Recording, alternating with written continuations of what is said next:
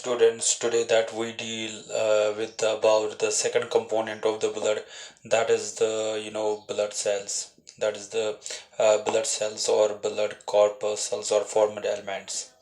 Blood cells or blood corpuscles. As we have already gone through the plasma, now the second component of the blood is that is the blood cells. Blood cells, there are three types of the blood cells. Blood cells are of three types. The first one is that is the RBC. The second one is that is the WBC. And the third one is that is the platelets. Platelets. RBC is also called as the erythrocytes. WBC is also called as the leukocytes. And the third one, that is the platelets, are also called as the thrombocytes. Students, हमने blood का पहला जो component है that is the plasma, ये हमने पढ़ा है. अब हम आज से ब्लड सेल्स को पढ़ने जा रहे हैं. तो ब्लड सेल्स की अगर बात करेंगे, ब्लड सेल्स और the actually blood has two components, plasma and blood cells. Got it? Blood cells, there are three types of the blood cells which we observe in the blood. The first one is that is the RBC, the second one is that is the WBC, and the third one is called as the platelets. RBC is also called as the erythrocytes because these are also called as the red blood cells. Got it? WBC is also called as the leukocytes because they are white, and platelets are called as the thrombocytes, which helps in the blood clotting. Now we will deal first type of the cell, that is the RBCs or erythrocytes. हम पहले RBCs देखेंगे, erythrocytes के बारे में हम पढ़ेंगे. What are the erythrocytes? What is their size, shape, got it? Each and everything regarding the RBCs. तो अगर हम देखेंगे the first component of the first part, first type of the cells of blood is that is the RBC. RBC is also called as the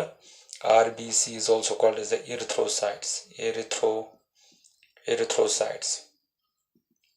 erythrocytes. अगर हम देखेंगे RBC को हम erythrocytes बोलते हैं, या RBC को हम बोलते हैं रेड ब्लड सेल्स या रेड ब्लड कॉर्पस्कल्स भी हम इनको बोलते हैं.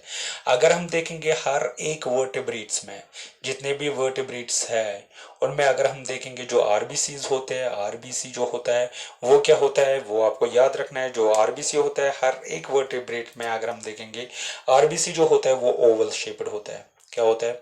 ओवल शेप्ड होता है, बाई कन्वेक्स होता है. बाई कन्वेक्स का मतलब होता है convex on both sides. By convex का मतलब होता है convex on both sides. Got it? तो अगर हम देखेंगे बाई कन्वेक्स होता है और न्यूक्लिएटेड होता है. क्या होते हैं? न्यूक्लिएटेड. ये आपको याद रखना है. न्यूक्लिएटेड ओवल होता है, बाई कन्वेक्स होते हैं और न्यूक्लिएटेड होते हैं. Got it? तो अगर हम देखेंगे एक्सेप्ट मैं यहाँ पे लिखूंगा एक्सेप्ट मैमल्स में ये नहीं होता है. अगर हम मैमल्स की बात करेंगे, जो मैमल्स होते हैं, तो यहां से मैं दिखाऊंगा जो मैमल्स होते हैं. मैमल्स की अगर हम बात करेंगे, मैच्योर RBC की बात करेंगे कि ये क्या होता है, ये सर्कुलर होता है. I am talking about the mature RBC, that it is circular. और अगर हम देखेंगे ये भी बाई कन्वेक्स होता है, that is the convex on the both sides. And non nucleated होता है. क्या होता है? Non nucleated. आपको याद रखना है ये नॉन न्यूक्लिएटेड, एक्सेप्ट इन केमल. आया समझ में? केमल की अगर हम बात करेंगे, वो उनमें क्या होता है, उनमें RBC में न्यूक्लियस प्रेजेंट होता है. तो एक्सेप्शन यहाँ पे आपको याद रखना है. जो केमल है, मैंने आपको बोला जो वर्टिब्रेट्स है, वर्टिब्रेट्स में सारे आते हैं from fishes up to the mammals. अगर हम देखेंगे उनमें जो RBC होता है ओवल होता है, बाई कन्वेक्स होता है, न्यूक्लिएटेड होता है, एक्सेप्ट मैमल्स की अगर हम बात करेंगे, यहाँ से ओवल्स है तो यहाँ से सर्कुलर है, बाई कन्वेक्स है और नॉन न्यूक्लिएटेड होता है. मगर सिर्फ न्यूक्लियस किस में प्रेजेंट होता है, किस मैमल में होता है? That is what we call the camel में प्रेजेंट होता है. तो अगर हम देखेंगे at the time of the origin, nucleus is present in the RBC, but it degenerates when it gains the maturation. Got it? So during the maturation process it get denucleated. Got it? तो आपको याद रखना है इन mammals में जो है nucleus present होता है, मगर जब maturation process होती है तब जाके अगर हम देखेंगे जो RBC सेल है वो denucleated होता है, उनमें nucleus present नहीं होता है. So during maturation process the cell RBC cells it get denucleated. आया समझ में? ये न्यूक्लिएटेड होता है। अब यहाँ से मैंने आपको बोला कि बाई कन्वेक्स, यहाँ पे भी मैंने बोला बाई कन्वेक्स, यहाँ पे भी मैंने बोला बाई कन्वेक्स क्यों होती है RBC cell, what is the reason that it is in the form of biconvex. Actually जो बाई कन्वेक्स शेप होते हैं, बाई कन्वेक्स शेप मैं आपको यहाँ पे दिखाऊंगा, it is a by convex shape, got it. तो अगर हम देखेंगे ये जो बाई कन्वेक्स है, इसमें मैं बोलूंगा यहाँ पे बाई कन्वेक्स क्यों होता है RBC, actually it increases the surface area. क्या करता है, इससे जो सरफेस एरिया है ना आरबीसी सेल का, ये इंक्रीज होता है। क्या होता है, surface area of the RBC cell get increase. आया समझ में? You know very well, due to the absence of the nucleus and presence of biconvex shape, more haemoglobin जो है it can be filled in the RBC. दो conditions आपको याद रखनी है, सर इसमें क्यों नहीं न्यूक्लियस होता है और ये क्यों बाई कन्वेक्स होता है। मैंने आपको पहले ही बोला बाई कन्वेक्स इसलिए होता है बिकॉज एक्चुअली इससे सरफेस एरिया बढ़ जाता है। इसमें न्यूक्लियस क्यों नहीं प्रेजेंट होता है, actually during the maturation process it get denucleated. और डीन्यूक्लिएटेड अगर हम देखेंगे, न्यूक्लियस का ना होना और बाई कन्वेक्स शेप होना, ये इस बात की गवाही देता है कि इसमें जो हीमोग्लोबिन कंटेंट होगा ना, हीमोग्लोबिन जो आरबीसी सेल में हीमोग्लोबुलिन जो होता है ना, can be filled in the RBC. So due to absence of nucleus and presence of biconvex shape, more haemoglobin can be filled in RBC. तो ज्यादा से ज्यादा क्या, ज्यादा से ज्यादा हीमोग्लोबिन इसमें एडजस्ट हो सकता है किसमें, RBC cells. That's why the RBC cells are biconvex and it is without the nucleus except in camels. अगर हम देखेंगे इतना ही नहीं, जो आरबीसी सेल्स है इनमें ऑर्गेनेलिज क्या होते हैं, इनमें ऑर्गेनेलिज भी एब्सेंट होते हैं। जो ऑर्गेनेलिज होते हैं आरबीसी में अगर हम देखेंगे, आरबीसी सेल्स में, रेड ब्लड सेल्स में जो ऑर्गेनेल्स होते हैं वो एब्सेंट होते हैं। अब you know very well that endoplasmic reticulum it act as a endoskeleton, got it. जिस सेल में भी ये होता है ये एक्ट एज ए एंडोस्केलेटन। फिर इसका स्ट्रक्चर जो है आरबीसी सेल का, ये कौन मेंटेन करता है, actually you know very well that RBC cells, you know जो in RBC endoplasmic reticulum is absent, so endoskeleton is composed of structural proteins. Endoskeleton is made up of structural proteins, proteins का बना होता है, या मैं बोलूंगा fat का बना होता है, या कोलेस्ट्रॉल का बना होता है। किसका बना होता है, कोलेस्ट्रॉल का बना होता है, कोलेस्ट्रॉल का बना होता है। जब ये तीन मिलते हैं, प्रोटीन, फैट और cholesterol, got it, it is present in the form of network. ये किसमें होते हैं, ये तीनों प्रेजेंट, ये तीनों होते हैं प्रेजेंट आरबीसी में, ये प्रेजेंट होते हैं in the form of network, and we call this network like structure which we observe in the RBC cell, we call it the stromatin. What we call the stromatin. What is the stromatin? Stromatin is a spongy cytoskeleton.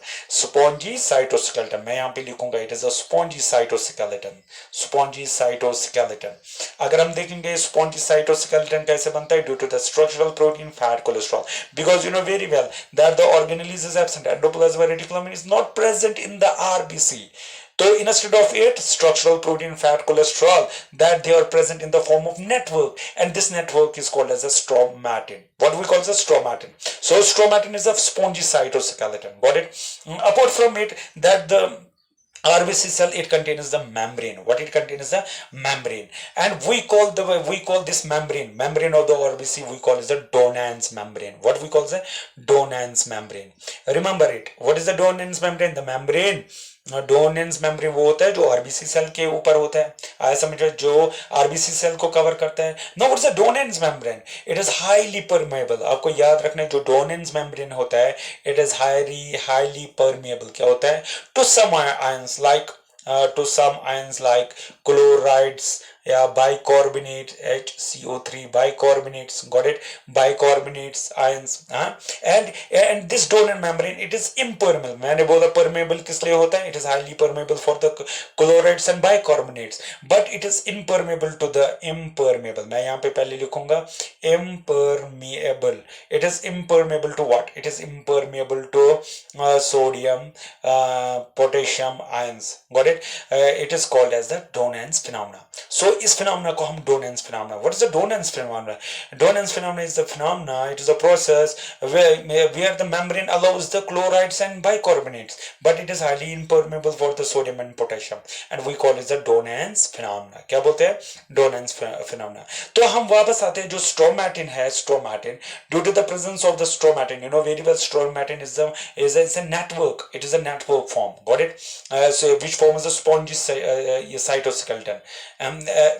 Due to the presence of stromatin, spongy cytoskeleton and flexible plasma membrane, it's a flexible plasma membrane of RBC, it can pass through the less diameter of the blood capillaries. लगभग अगर हम देखेंगे 5 micrometer जो plasma membrane जो है, it is highly flexible and जो mesh network form होता है इसमें, जिसको हम स्ट्रोमैटिन बोलते हैं, स्ट्रोमैटिन का होना और फ्लेक्सिबिलिटी मेम्ब्रेन का होना, ये पास होता है less diameter of the blood capillaries. वह अगर हम मेजर करेंगे 5 माइक्रोमीटर से भी, 5 माइक्रोन से भी अगर हम देखेंगे आरबीसी सेल पास होती है, due to the presence of two things, due to the characteristic of features of the two things. One is that is the RBC cell contains the stromatin. Another, there would be the flexible plasma membrane of the RBC. Otherwise, plasma membrane has the size of 7.5 microns. But अगर हम देखेंगे ये blood capillary से जा सकता है, ये blood cell जा सकती है up to the 5 microns तक ब्लड कैपिलरी से ये जा सकती है।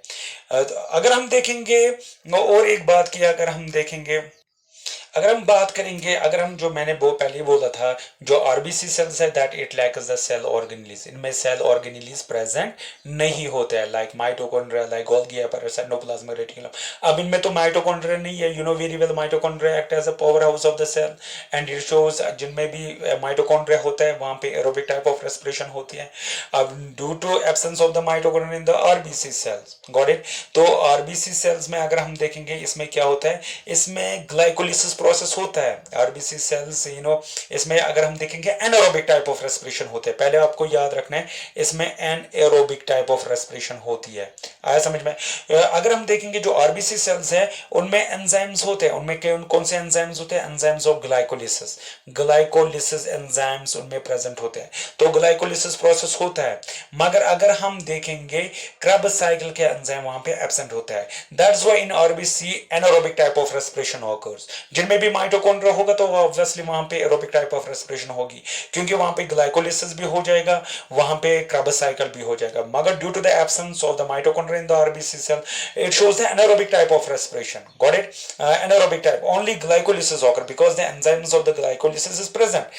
मगर अगर हम देखेंगे the enzymes of the Krebs cycle, is it present in the RBC cells? No, actually the mitochondria is absent. आया समझ में? ये और एक बात है। अपार्ट फ्रॉम इट अगर हम देखेंगे जो आरबीसी सेल जो है इसके मेम्ब्रेन्स पे क्या होते हैं? इसके मेम्ब्रेन्स पे एंटीजेंस होते हैं। क्या होते हैं? Antigens of blood group is present on the surface of the RBC and we call this process as the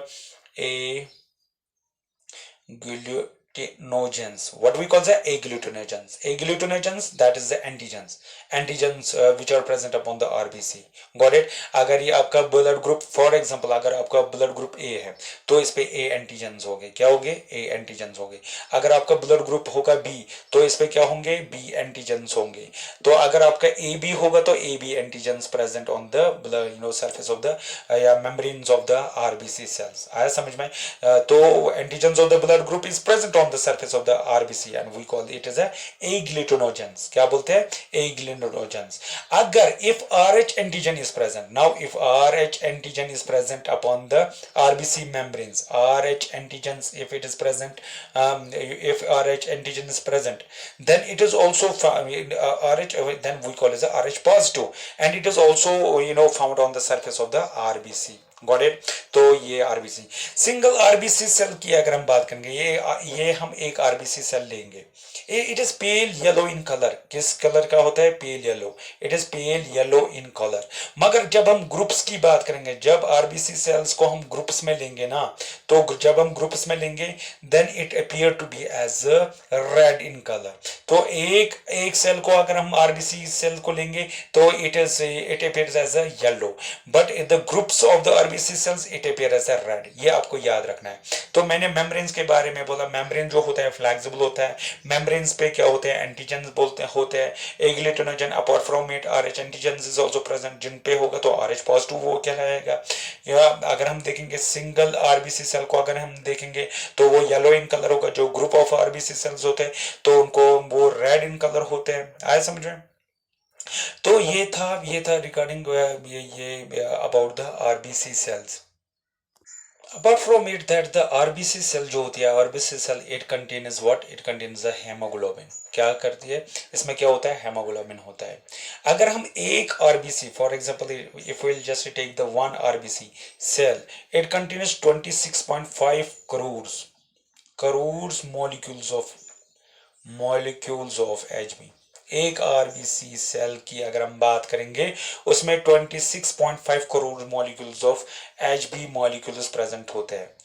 molecular weight of each molecule, अगर हम हर एक ईच मॉलिक्यूल ऑफ हीमोग्लोबिन की बात करेंगे, it is 67,200 daltons. What is the molecular weight of Hb molecule, एक Hb molecule का इतना molecular weight होता है, that 67,200 daltons, and 1 dalton is equal to the 1 hydrogen atom. हाँ, तो एक हाइड्रोजन एटम के बराबर होता है मास ऑफ हाइड्रोजन एटम। आया समझ में? तो now what is the composition? Now the second topic is that is the composition of RBC में अगर हम देखेंगे, it is the next topic, that is what is the composition of the RBC cell contains the 60% water and 40% that is the solid part. And in the solid part अगर हम बात करेंगे, that हमें इसके बारे में देखना है कि Hb के बारे में देखना है, दैट इज द हीमोग्लोबिन के बारे में हमें पढ़ना है। It is the next topic.